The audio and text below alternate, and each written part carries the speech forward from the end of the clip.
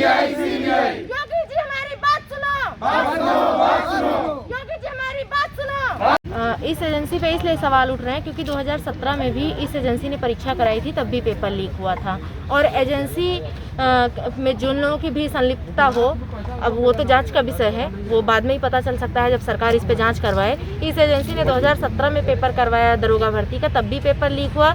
सरकार को बीच में ही परीक्षा कैंसिल करके फिर दिसंबर माह में फ्रेश तरीके से भर्ती करानी पड़ी। तो हमारी यही एक मांग है कि जो 6 राज्यों में ये एजेंसी बैन है, इसको उत्तर प्रदेश में हमेशा के लिए बैन कर दिया जाए, ताकि भविष्य में फिर ऐसी परिस्थितियां ना खड़ी हों। क्योंकि आगामी सत्रों में अभी बहुत सारे एग्जाम होने वाले हैं और फिर युवा ऐसे सड़कों पे उतरे। तो इसलिए मेरा सरकार से अनुरोध है कि इस एजेंसी को बैन करके भर्ती निष्पक्ष कराई जाए। और हाईकोर्ट द्वारा इस पे 3 करोड़ का जुर्माना है, भोपाल हाईकोर्ट द्वारा, तो उसको भी संज्ञान में लेके आप इस पे कार्रवाई करें।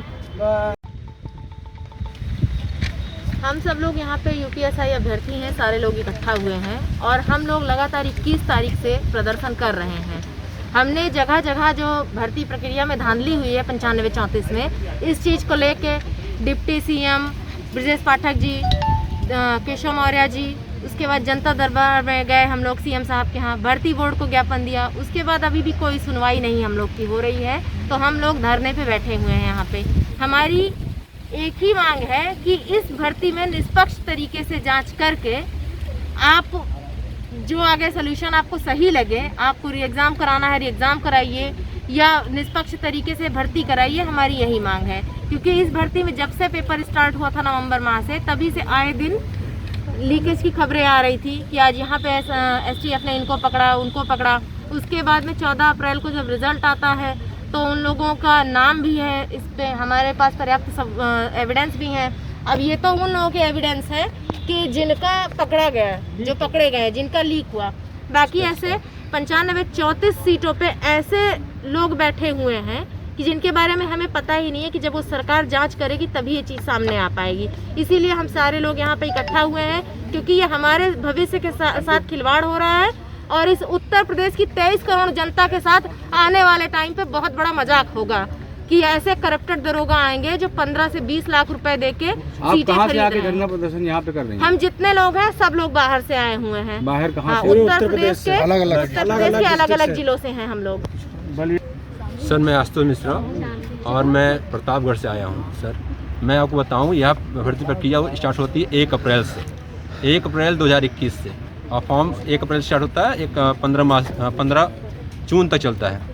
उसके बाद 12 नवंबर से 2 दिसंबर बीच में परीक्षाएं होती हैं, हमारी परीक्षाएं वहाँ का संपन्न होती है। उस बीच में ही कई बार STF ने कई बच्चों को पकड़ा जो कि ये धांधली कर रहे थे, नकल कर रहे थे, और वो एक सेंटर से दूसरे सेंटर के बीच में क्लिक करके जो एक सॉफ्टवेयर माध्यम से वो नकल कर रहे थे, मतलब VNC, हाँ VNS ना, VNC के माध्यम से, जैसे यहाँ जहाँ परीक्षा हो रही है उस सेंटर बैठा हुआ बच्चा दूसरे जहाँ पे घर बैठा हुआ परीक्षा दे रहा था, ऐसी स्थिति हो गई थी सर। उस बीच में कई खबरें आई, कई FIR दर्ज हुई, लेकिन कोई कार्रवाई इस संदर्भ नहीं हुई।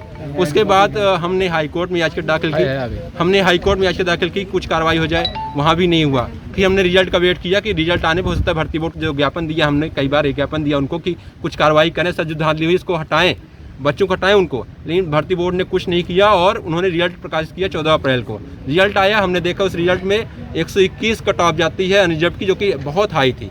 पिछले रिजल्ट से लेकर और इस रिजल्ट में बहुत अंतर हो गया था सर, बहुत हाई कट ऑफ गई। हमने इस संदर्भ में 21 अप्रैल को धरना दिया और ज्ञापन दिया मुख्यमंत्री, उप मुख्यमंत्री जी को, ब्रजेश पाठक जी को। उसके बाद 23 तारीख को जनता दरबार में गए। ज्ञापन जब आपने दिया तो क्या वहाँ से आश्वासन मिला? उन्होंने बोला कि हमारे संदर्भ में ये खबर आ गई है कि ऐसा कुछ हुआ है, हम इस पे कार्रवाई करेंगे। उसके बाद ऐसा कोई कार्रवाई नहीं हुआ सर। और हमारे पास ये एक स्क्रीनशॉट है, इसमें एक बच्चा लैपटॉप पेपर दे रहा है, ये गाड़ी अच्छा, वो एग्जाम टाइम का है, एग्जाम टाइम का ये फोटो है। ये गाड़ी के अंदर बैठ पेपर दे रहा है और ये बच्चा दिख रहा है, ये लड़का जो है जो भी हो बाहर से बैठ पेपर दे रहा है। सर हमें ये जो मैं कलाई पहना हूँ इसको भी निकाल देते थे, मैं खुद में पेपर देने गया तो वहाँ पे निकाल, मैंने मैं पहना था जिसमें उसमें एक क्लिप लगी हुई थी, उसको भी निकलवा दिया था उन्होंने। कहा कि यहाँ अंदर कोई प्रवेश नहीं, मतलब पिन उन तक कुछ भी नहीं ले सकते थे, पेन भी नहीं ले जा सकते, पेन नहीं ले सकते थे। लेकिन ये बच्चा ऐसा सेंटर के माध्यम से एक स्थान दूसरे स्थान। तो ये फोटो कहाँ से मिली आपको? ये सर ये वायरल हुई फोटोज हम लोग के पास मिली, जो हम लोग ने अलग अलग एविडेंस कलेक्ट किए। और हम लोग क्या मांग है आपकी? हमारी मांग यही है सर, इससे निष्पक्ष जांच हो इसमें, और CBI या STF के माध्यम से जांच कराइए। उसके बाद SIT, उसके बाद इस भर्ती में जो लोग गलत किए हैं उनको बाहर किया जाए, री एग्जाम कराया जाए और सही निष्पक्ष कार्रवाई पूरी हो। सर मीडिया को इसलिए जाना जाता है कि वो जो भी हमारी बात है वो सब तक पहुंचाई जाए। तो हमारा बस यही अनुरोध है आपके जरिए कि हमसे बात किया जाए। हम उनके हाथ में ये अपना साक्ष्य जो है डायरेक्ट सौंपना चाहते हैं। हमारे पास सारा एविडेंस है, बस उनको दिखाना चाहते हैं और हम इस भर्ती में जाँच चाहते हैं निष्पक्ष तरीके से। आगे उनकी जो मर्जी होगी वो हमें स्वीकार होगा, लेकिन एक बार हम इस भर्ती में जाँच जरूर चाहते हैं, क्योंकि हमारे पास सारे सबूत हैं। इसको क्यों इग्नोर किया जा रहा है सर? उसको वो एजेंसी जो है उसको बैन किया जाए, दूसरी एजेंसी से एग्जाम करवाया जाए।